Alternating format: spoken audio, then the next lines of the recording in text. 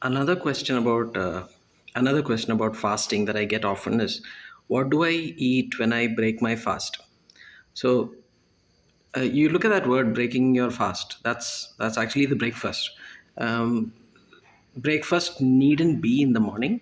You can It can be at any time. So whenever you break your fast, that is your breakfast. Your first meal of the day is your breakfast. It can be in the morning, it can be in the afternoon, it can even be in the evening. It's basically breaking your fast. Now, what to eat? So if you've been fasting for a long time and you're hungry, you're coming out of the fast hungry, which is rare. Usually by the time you end a fast, unless you've been anticipating that meal, you don't have much hunger. So when you're breaking your fast and you're coming out of fast, usually you're not very hungry. But then there's some people who do a lot of anticipation for their first meal and they tend to binge. So that is the first thing you need to avoid. You need to avoid binging. You need to avoid eating massive quantities of food as soon as you break your fast. You need to try and eat a normal sized meal, or if possible a small size meal, depending on what your requirements are. So if you're somebody who's trying to lose weight, you should be reducing the size of your first meal. If you're somebody who's trying to maintain weight, you can eat a normal size meal. So that is about the size of the meal. Now the second part is what to eat. Now if you're as far as possible, as always, you should be eating natural foods, whole natural foods, rather than processed foods. So avoid foods that are based on flour. So chapatis or appams or doshas, all of them are based on flour. So I would rather you had whole foods. So instead of rotis and breads and doshas and appams, you should be looking at vegetables and protein. So protein is preferably non-vegetarian sources.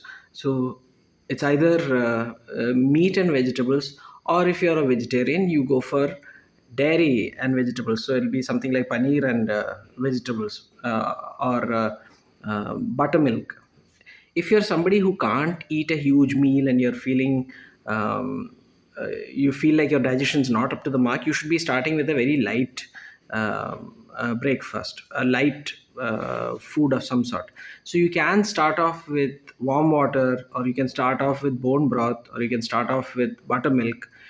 Any of these foods that will just get your digestive system kick-started again, or give it a slow start, not a kick-start, instead of going full on into a heavy meal with protein and vegetables.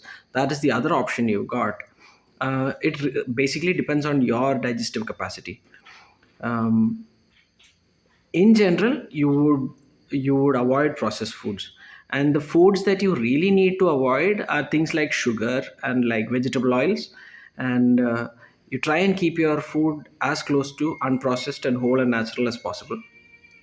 Now, the reason why you do this, there's several reasons, but the main reason why you do this is when you're fasting, your gut microbiome changes, and it usually changes for the better.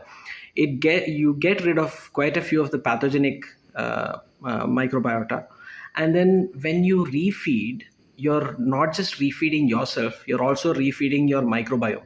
And this is a good chance to make sure that your microbiome becomes more favorable for your health. And in that, which is why I'm saying you should be going for whole natural foods. So fruits, vegetables, nuts, animal protein, all of those are good ideas. Do not go for sugar, do not go for juices with added sugar, do not go for juices at all. I would rather you had a whole fruit or whole vegetables. Do not go for protein shakes.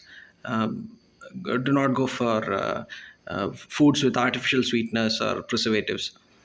All of this is to improve your health and to improve the microbiome health, which you've done fasting, and you've made your gut a little more favorable, and you need to encourage the healthy bacteria, which is why go for unprocessed natural foods when you break your fast.